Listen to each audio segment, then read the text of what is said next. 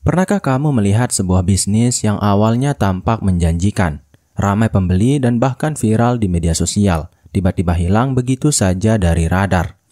Tidak sedikit yang mengira bahwa ketika bisnis sudah meraup keuntungan besar, maka ia otomatis aman dari kebangkrutan. Faktanya ada banyak perusahaan dan UMKM yang mengalami lonjakan kesuksesan luar biasa, hanya untuk jatuh terperosok dalam waktu yang tidak lama setelahnya. Kenapa hal ini bisa terjadi? Dan lebih penting lagi, bagaimana agar kamu bisa menghindari jebakan yang sama? Kita seringkali menganggap bahwa kegagalan bisnis hanya menimpa mereka yang tidak punya modal, strategi, atau koneksi. Namun kenyataannya, justru bisnis yang sudah mapan dan sukses pun bisa runtuh karena hal-hal yang seringkali dianggap sepele. Mulai dari kesalahan pengambilan keputusan, konflik internal, hingga kegagalan beradaptasi dengan perubahan pasar. Semuanya bisa menjadi bom waktu yang meledak tanpa peringatan. Dan yang lebih menegangkan, banyak dari penyebab ini tidak terlihat sampai semuanya sudah terlambat. Maka dari itu video ini bukan hanya penting bagi pebisnis pemula, tapi juga krusial bagi yang sudah merasa berada di puncak. Di video ini kita akan membahas satu persatu 10 penyebab utama kenapa bisnis yang sukses bisa tiba-tiba bangkrut. Bukan sekedar daftar, tapi kita akan bongkar dari sudut pandang yang jarang dibahas dengan cerita nyata, data akurat, dan pertanyaan-pertanyaan yang akan membuat kamu berpikir dua kali tentang strategi bisnismu sendiri. Jadi pastikan kamu simak sampai akhir karena bukan tidak mungkin salah satu dari 10 poin ini sedang diam-diam menghantui bisnismu saat ini. Dan kalau kamu merasa bisnis ini relate dengan perjuangan bisnis yang sedang kamu jalani, jangan ragu untuk tinggalkan komentar dan bagikan ke rekan-rekanmu. Karena bisa jadi kamu sedang menyelamatkan bisnis seseorang dari kebangkrutan. Dan tanpa berlama-lama lagi, kita langsung saja ke penyebab utama bisnis sukses tiba-tiba bangkrut yang pertama, yaitu adalah terjebak dalam zona nyaman, ketika kesuksesan justru membutakan. Banyak pemilik bisnis merasa bahwa kesuksesan adalah tanda untuk bersantai. Setelah omset naik, pelanggan berdatangan dan media mulai melirik, tidak sedikit yang memilih untuk berhenti berinovasi dan menikmati hasil kerja kerasnya.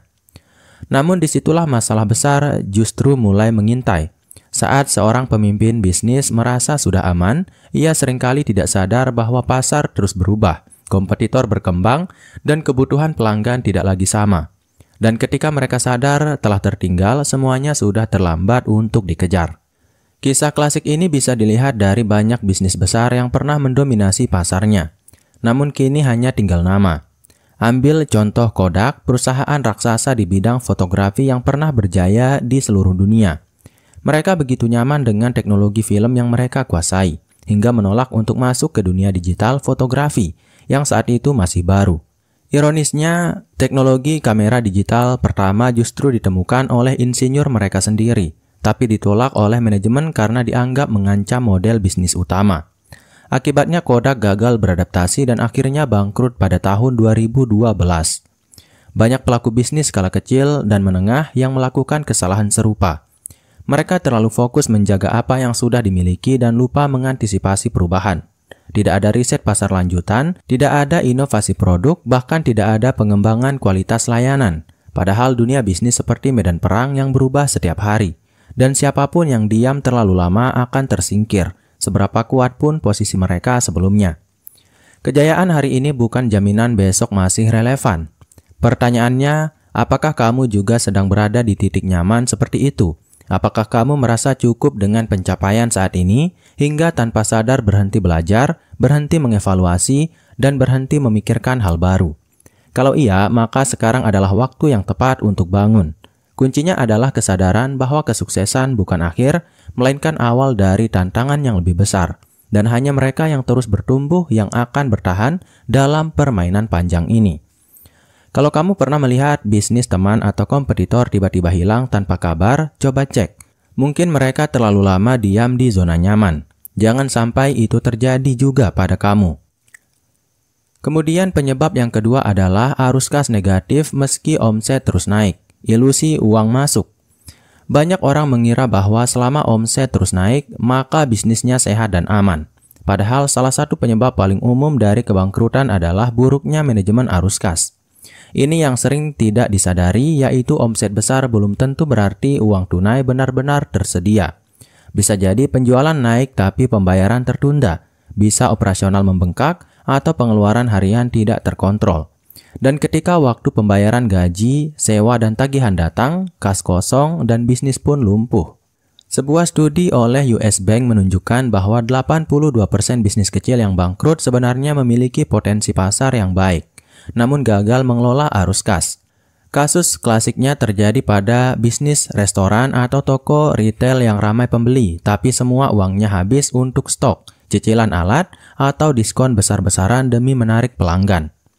Uang masuk besar, tapi keluar lebih besar. Tanpa pencatatan keuangan yang detail dan pengawasan ketat, situasi seperti ini bisa berlangsung lama tanpa terdeteksi, sampai akhirnya bangkrut dalam sekejap. Hal ini juga sering diperparah dengan keputusan ekspansi yang terlalu cepat. Saat bisnis mulai ramai, banyak pemilik usaha langsung membuka cabang baru, membeli peralatan mahal, atau memperbesar tim, tanpa analisa kas yang matang. Mereka terjebak dalam euforia pertumbuhan tanpa menyadari bahwa likuiditas jauh lebih penting daripada sekedar pencitraan bisnis berkembang. Ketika cabang baru tidak berjalan sesuai rencana, biaya operasional menumpuk dan kas tidak bisa lagi menutupi pengeluaran, maka kebangkrutan hanya tinggal menunggu waktu. Coba tanya ke dirimu sendiri, apakah kamu benar-benar tahu berapa rupiah uang tunai yang tersedia hari ini? Apakah kamu tahu persis kapan klien akan membayar dan berapa besar tagihan yang harus dilunasi minggu depan? Kalau belum, maka sebaiknya kamu mulai memprioritaskan laporan arus kas di atas laporan omset. Karena dalam dunia nyata, bisnis bukan soal angka di atas kertas, tapi soal kemampuan bertahan secara liquid. Banyak bisnis hebat gagal bukan karena tidak laku, tapi karena tidak cukup uang tunai untuk bertahan. Jadi sebelum kamu bangga dengan omset yang fantastis, pastikan kasmu tidak kritis. Kemudian penyebab yang ketiga adalah ego pemilik yang terlalu besar, ketika bisnis dikendalikan emosi bukan data. Salah satu kesalahan fatal yang seringkali tidak disadari adalah ketika pemilik bisnis merasa bahwa dia selalu benar. Di awal perjalanan, keputusan biasanya dibuat dengan hati-hati, penuh riset, dan mempertimbangkan banyak masukan. Tapi seiring dengan datangnya kesuksesan, muncul perasaan bahwa semua keberhasilan adalah hasil dari insting pribadi. Ini bisa sangat berbahaya. Ketika ego menguasai arah bisnis, keputusan menjadi emosional, penuh asumsi, dan seringkali tidak berdasarkan data atau fakta lapangan. Bayangkan seorang pemilik bisnis yang memaksakan peluncuran produk baru hanya karena menurut saya pasti laku, tanpa melihat data pasar atau melakukan uji coba. Atau yang menolak masukan dari tim karena merasa dirinya paling tahu semua hal. Dalam banyak kasus ini bukan sekedar kesombongan, tapi ketakutan untuk kehilangan kontrol.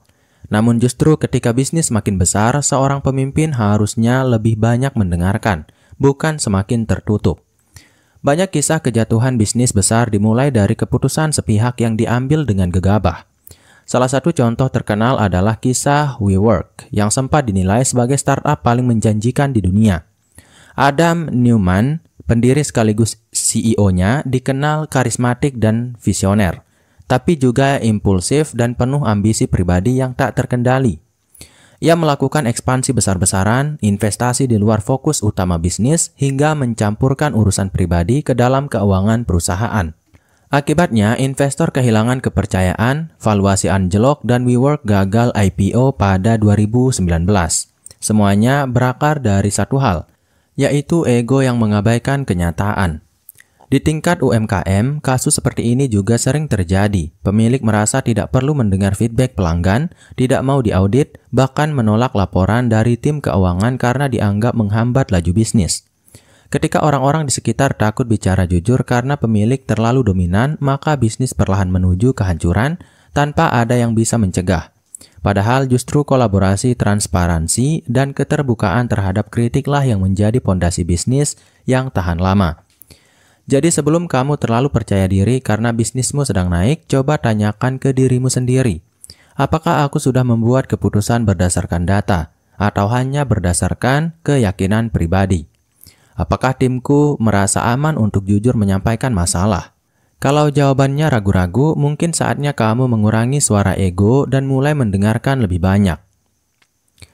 Kemudian penyebab utama yang keempat adalah tidak mempunyai pondasi sistem yang kuat, bangunan megah tapi rawan ambruk.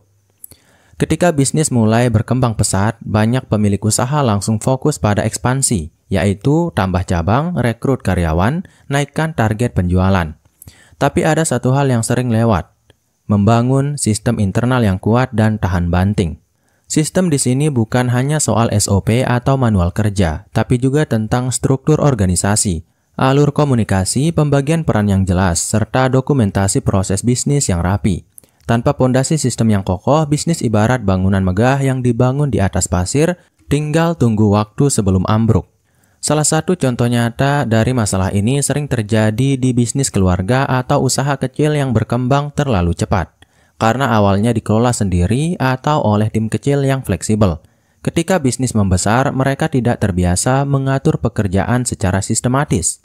Semuanya masih bergantung pada orang lama atau cara lama, yang tidak bisa direplikasi ketika karyawan mulai bertambah.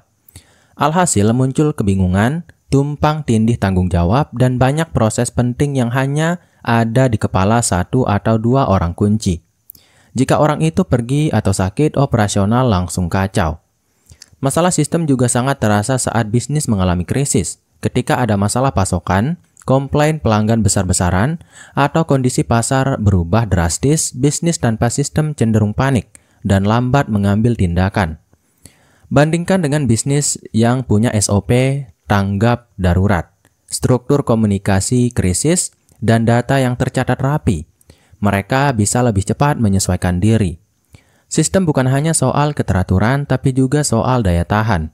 Di saat semua kacau, sistem adalah hal yang membuat tim tetap bisa bergerak. Tidak sedikit juga pemilik bisnis yang berpikir membangun sistem itu buang waktu atau terlalu rumit. Padahal banyak tools digital saat ini bisa membantu menyederhanakan proses, mulai dari software akuntansi, manajemen proyek, sampai sistem CRM. Yang dibutuhkan hanyalah niat dan kesadaran bahwa sistem bukan beban, tapi investasi jangka panjang. Karena pada akhirnya, bisnis yang bisa bertahan bukanlah yang paling cepat tumbuh, tapi yang paling siap menghadapi guncangan. Dan sistem adalah benteng pertahanan pertama. Sebelum kamu lanjut ekspansi atau merekrut lebih banyak orang, coba dulu lihat ke dalam. Apakah bisnis kamu sudah punya sistem yang bisa berjalan tanpa kamu? Kalau belum, sekarang adalah saat yang tepat untuk mulai menyusun pondasi itu. Kemudian penyebab utama bisnis sukses tiba-tiba bangkrut, yang kelima adalah gagal beradaptasi di era digital, ketika relevansi hilang di tengah laju teknologi. Di zaman sekarang, perubahan digital bukan lagi pilihan, tapi keharusan. Bisnis yang tidak segera beradaptasi akan tertinggal, tidak peduli seberapa besar atau sukses mereka hari ini. Banyak perusahaan mapan yang dulu berjaya kini tumbang karena tidak mampu mengikuti kecepatan dunia digital. Mereka tetap bergantung pada cara lama, terlalu percaya pada kekuatan merek lama, dan menyepelekan perubahan perilaku konsumen yang kini lebih digital native. Padahal pelanggan saat ini bukan hanya ingin produk bagus, tapi juga pengalaman yang cepat, efisien, dan serba online. Statistik dari Google dan Temasek pada laporan Ekonomisi 2023 menunjukkan bahwa 86% pengguna internet di Asia Tenggara melakukan pencarian online sebelum membeli produk, dan 74% lebih memilih brand yang punya kehadiran digital aktif. Artinya, jika bisnismu tidak mudah ditemukan di pencarian Google, tidak aktif di media sosial, atau tidak punya sistem pemesanan online yang mudah, kamu sudah kalah di garis start. Sayangnya, banyak pelaku bisnis masih menganggap digitalisasi sebagai sesuatu yang nanti saja, atau nggak cocok untuk produk saya, tanpa sadar bahwa konsumen mereka sudah pindah ke platform lain. Contoh nyata bisa kita lihat dari kejatuhan brand-brand retail besar seperti Debenhams, Toys R Us, atau bahkan Matahari Department Store yang sempat mengalami penutupan beberapa gerai. Mereka kalah bersaing dengan platform e-commerce yang lebih dinamis, fleksibel, dan dekat dengan konsumen. Bahkan banyak toko offline yang tidak punya strategi omnichannel kehilangan kesempatan untuk menjangkau audiens yang lebih luas. Digital bukan sekedar tambahan, tapi bagian dari strategi inti. Tanpa itu, bisnis akan terkesan lamban, tidak relevan, dan akhirnya ditinggalkan. Yang lebih berbahaya adalah ketika pemilik bisnis merasa bahwa mereka baik-baik saja, karena masih punya pelanggan loyal. Padahal loyalitas di era digital sangat fluktuatif. Satu pengalaman buruk saja atau satu ketidakhadiran di platform yang sedang tren bisa membuat pelanggan beralih ke kompetitor dalam hitungan detik. Jika kamu tidak hadir di tempat pelanggan mencari, kamu tidak eksis di mata mereka. Dan bisnis yang tidak eksis secara digital hari ini ibarat toko di tengah hutan. Bagus sekalipun tidak akan ada yang tahu. Jadi, apakah bisnismu sudah siap di dunia digital? Apakah kamu punya strategi konten, sistem komunikasi online, dan jalur distribusi yang bisa diakses dari mana saja? Kalau belum, maka kamu sedang berdiri di tepi jurang tanpa sadar. Kemudian penyebab yang keenam adalah tim yang tidak solid dan berdaya kerja yang beracun, hancur dari dalam sebelum kalah di pasar. Banyak pemilik bisnis terlalu fokus pada strategi eksternal, marketing, sales, ekspansi pasar, tapi lupa bahwa kekuatan utama justru ada di dalam, yaitu pada tim yang menjalankan semuanya setiap hari. Ketika komunikasi tidak sehat, konflik dibiarkan, dan kepercayaan antar anggota tim lemah, bisnis akan mengalami kebocoran energi yang besar. Mungkin tidak terlihat di laporan keuangan minggu ini, tapi dampaknya akan terasa dalam jangka menengah hingga panjang. Keputusan jadi lambat, pekerjaan saling lempar, turnover karyawan tinggi, dan kreativitas tim mati perlahan. Itulah tanda-tanda awal kehancuran dari dalam. Kita tidak bicara soal tim profesional saja, tapi juga soal bagaimana budaya kerja dibentuk dan dijaga. Apakah karyawan merasa dihargai dan dilibatkan? Apakah mereka punya ruang untuk berkembang dan bersuara? Atau justru mereka bekerja dalam tekanan, penuh ketakutan, dan sekedar menjalankan rutinitas tanpa makna?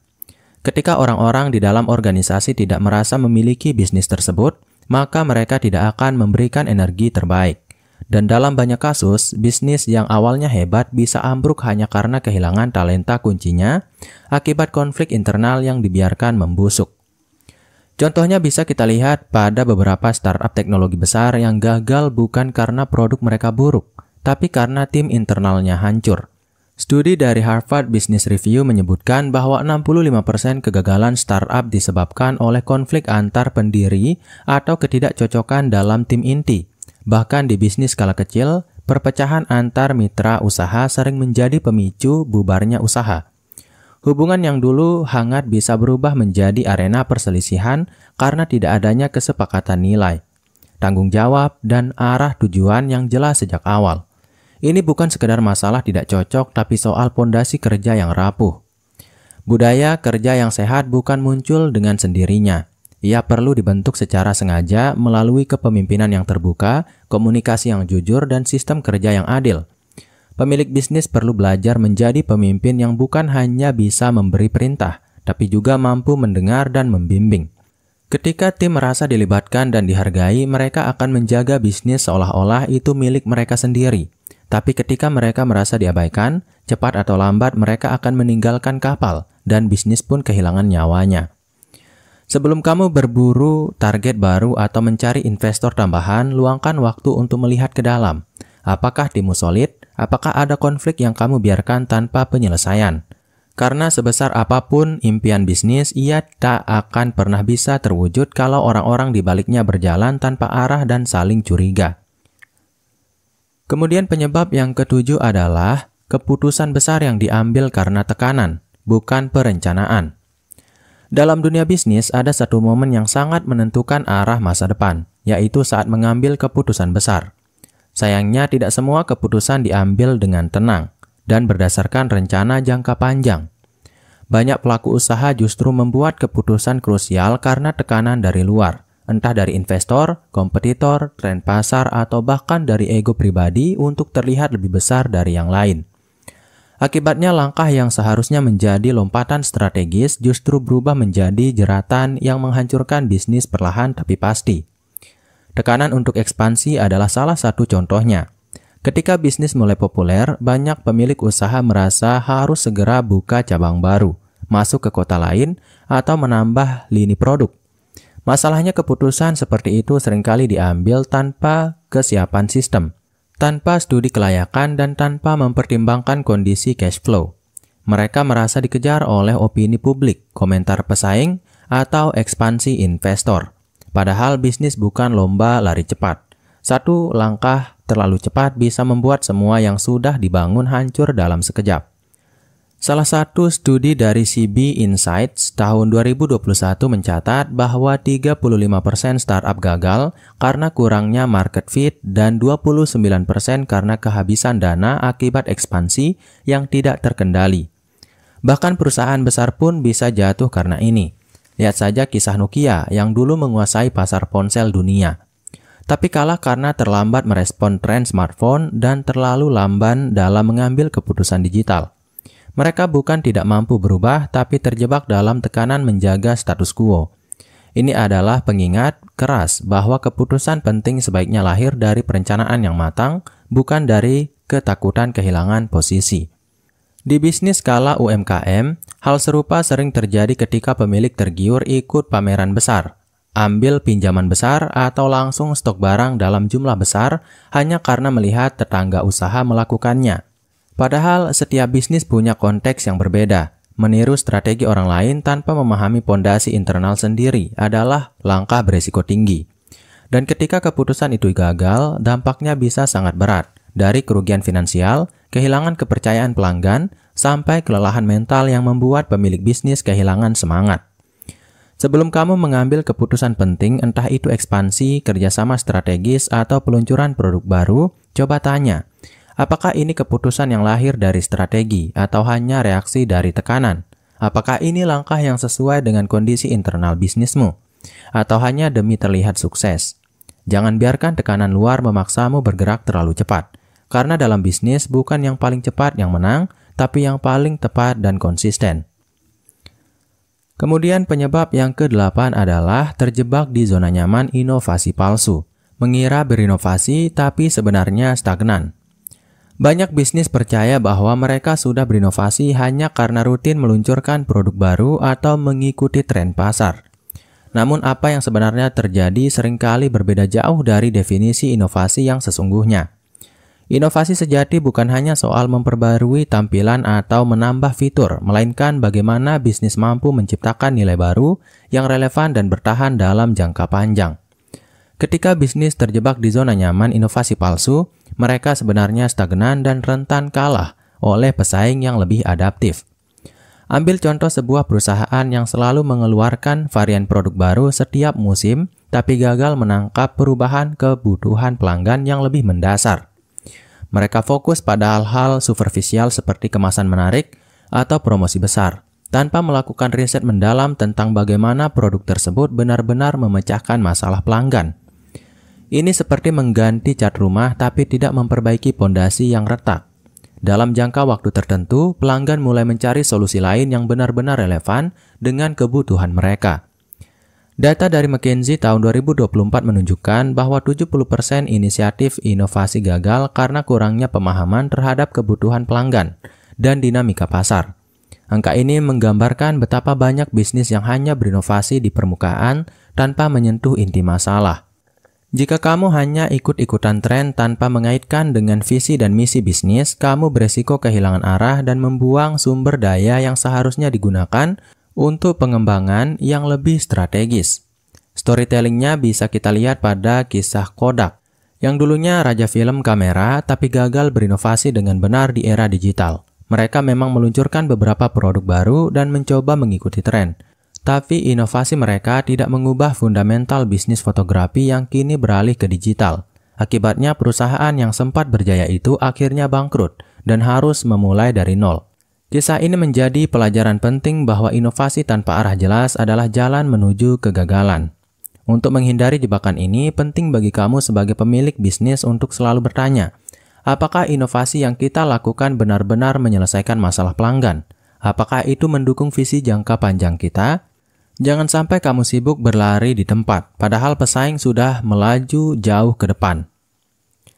Kemudian penyebab utama yang ke-9 adalah arus kas yang bocor. Bisnis bisa sukses tapi tetap tenggelam karena uang tidak mengalir dengan baik. Banyak pemilik bisnis percaya bahwa jika omset sudah besar maka keuangan bisnis pasti sehat. Namun kenyataannya tidak selalu begitu. Seringkali bisnis yang terlihat sukses secara penjualan justru mengalami masalah serius di bagian arus kas. Mengapa? Karena pengelolaan uang masuk dan keluar yang tidak terkontrol dengan baik bisa membuat bisnis kekurangan dana untuk kebutuhan operasional sehari-hari. Padahal laba secara teori sudah ada. Masalah ini seperti kebocoran kecil yang lama-lama menenggelamkan kapal besar.